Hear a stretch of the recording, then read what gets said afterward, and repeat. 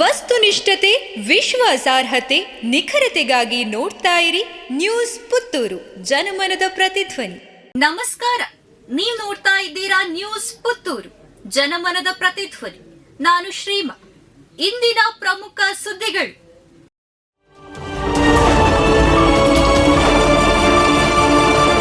ಇಂದು ಪ್ರಧಾನಿ ನರೇಂದ್ರ ಮೋದಿ 74ನೇ ಜನ್ಮದಿನಾಚರಣೆ.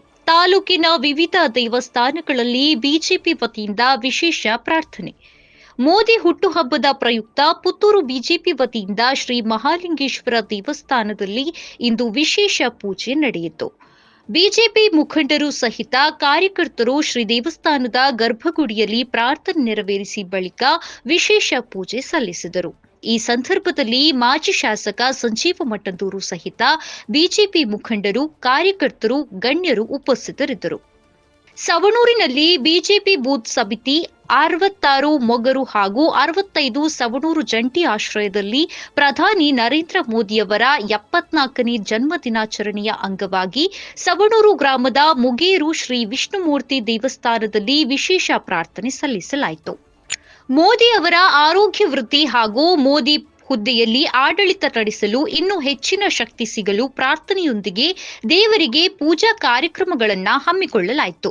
ಪುತ್ತೂರು ಕೆಮ್ಮಾಯಿ ಶ್ರೀ ಮಹಾವಿಷ್ಣು ದೇವಸ್ಥಾನದ ಕೆಮ್ಮಾಯಿಯಲ್ಲಿ ನರೇಂದ್ರ ಮೋದಿಯವರ 74ನೇ ಹುಟ್ಟುಹಬ್ಬದ ಪ್ರಯುಕ್ತ ಶ್ರೀ ದೇವರಿಗೆ ಬಿಜೆಪಿ ಕಾರ್ಯಕರ್ತರಿಂದ ವಿಶೇಷ ಪ್ರಾರ್ಥನೆ ಸಲ್ಲಿಸಲಾಯಿತು. ನರೇಂದ್ರ ಮೋದಿ ಅವರ ಜನ್ಮದಿನದ ಪ್ರಯುಕ್ತ ಬಿಜೆಪಿ ಕೆದಂಬಾಡಿ 186ನೇ ಬೂತ್ ಸಮಿತಿಯ ವತಿಯಿಂದ ಶಿರಾಡಿ ಗ್ರಾಮ ದೇವಸ್ಥಾನದಲ್ಲಿ ವಿಶೇಷ ಪ್ರಾರ್ಥನೆ ನೆರವೇರಿಸಲಾಯಿತು.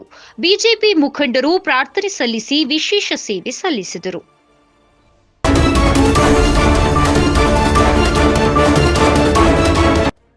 ಬೈಂದೂರು ಬಿಜೆಪಿ ಹಿಂದುಳಿದ ಮೋರ್ಚಾದಿಂದ ಬ್ರಹ್ಮಶ್ರೀ ನಾರಾಯಣ ಗುರುಗಳ 170ನೇ ಜಯಂತಿ.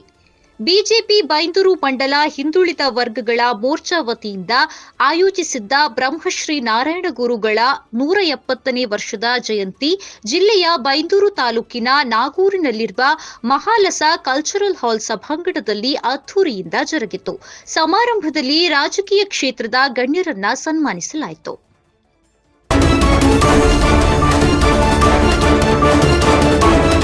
ರ್ಯಾಪಿಡ್ ಆಕ್ಷನ್ ಫೋರ್ಸ್ನ ಗೂಡ್ಸ್ ಲಾರಿ ಪಲ್ಟಿ. ರ್ಯಾಪಿಡ್ ಆಕ್ಷನ್ ಫೋರ್ಸ್ನ ಗೂಡ್ಸ್ ಲಾರಿಯೊಂದು ಮಗುಚಿ ಬಿದ್ದ ಘಟನೆ ಬಂಟ್ವಾಳ ಬೆಳ್ತಂಗಡಿ ರಾಷ್ಟ್ರೀಯ ಹೆದ್ದಾರಿಯ ಮೂರ್ಜಿ ಸಮೀಪದ ಕುದ್ರೋಟಿಕಟ್ಟೆ ಎಂಬಲ್ಲಿ ಸಂಭವಿಸಿದೆ. ಅಪಘಾತದಿಂದ ಚಾಲಕ ಸಣ್ಣಪುಟ್ಟ ಗಾಯಗೊಂಡಿದ್ದು, ಮತ್ತೋರ್ವ ಪ್ರಯಾಣಿಕ ಶಾಂತಪ್ಪ ನಾಯಕ್ ಅವರನ್ನ ಚಿಕಿತ್ಸೆಗೆ ಮಂಗಳೂರು ಸರಕಾರಿ ಆಸ್ಪತ್ರೆಗೆ ದಾಖಲಿಸಲಾಗಿದೆ.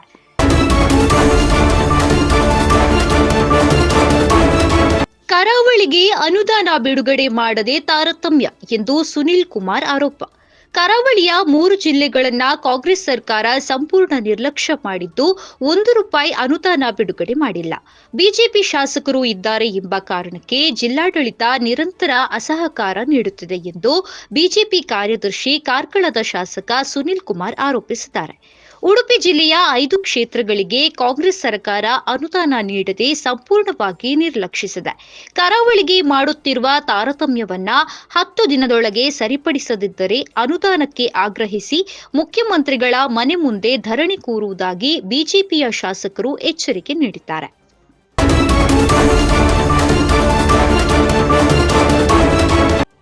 ಸಂಬಂಧಿಕ ಮಹಿಳೆಗೆ ಯಕೃತ್ ದಾನ ಮಾಡಿದ ಉಪನ್ಯಾಸಕಿ ಸಾವು. ಸಂಬಂಧಿಕರೊಬ್ಬರ ಪ್ರಾಣ ಉಳಿಸುವ ಸಲುವಾಗಿ ತನ್ನ ಯಕೃತ್ ದಾನ ಮಾಡಿದ ನಗರದ ಕಾಲೇಜು ಉಪನ್ಯಾಸಕಿಯೊಬ್ಬರು ಮೃತಪಟ್ಟ ಹೃದಯ ವಿದ್ರಾವಕ ಘಟನೆ ಮಂಗಳೂರಿನಲ್ಲಿ ನಿನ್ನೆ ಸಂಭವಿಸಿದೆ. ಮೂಲತಃ ಉಡುಪಿ ಜಿಲ್ಲೆಯ ಕುಂದಾಪುರ ತಾಲೂಕಿನ ಕೋಟೇಶ್ವರದವರಾದ ಅರ್ಚನಾ ಕಾಮತ್ ಮೃತಪಟ್ಟವರು.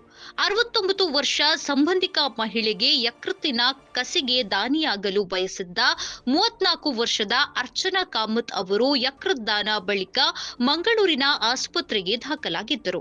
ಈ ವೇಳೆ ಸೋಂಕಿಗೆ ತುತ್ತಾಗಿ ಜೀವ ಕಳೆದುಕೊಂಡಿದ್ದಾರೆ.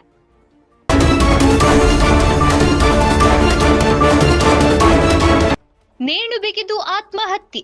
ವ್ಯಕ್ತಿಯೋರ್ವರು ನೇಣು ಬಿಗಿದುಕೊಂಡು ಆತ್ಮಹತ್ಯೆ ಮಾಡಿಕೊಂಡ ಘಟನೆ ಕಡಬ ತಾಲೂಕಿನ ಕುಂತೂರು ಗ್ರಾಮದಲ್ಲಿ ನಡೆದಿದೆ.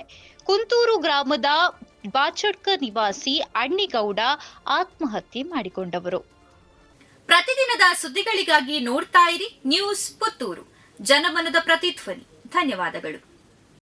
ವಸ್ತುನಿಷ್ಠತೆ, ವಿಶ್ವಾಸಾರ್ಹತೆ, ನಿಖರತೆಗಾಗಿ ನೋಡ್ತಾ ಇರಿ ನ್ಯೂಸ್ ಪುತ್ತೂರು, ಜನಮನದ ಪ್ರತಿಧ್ವನಿ.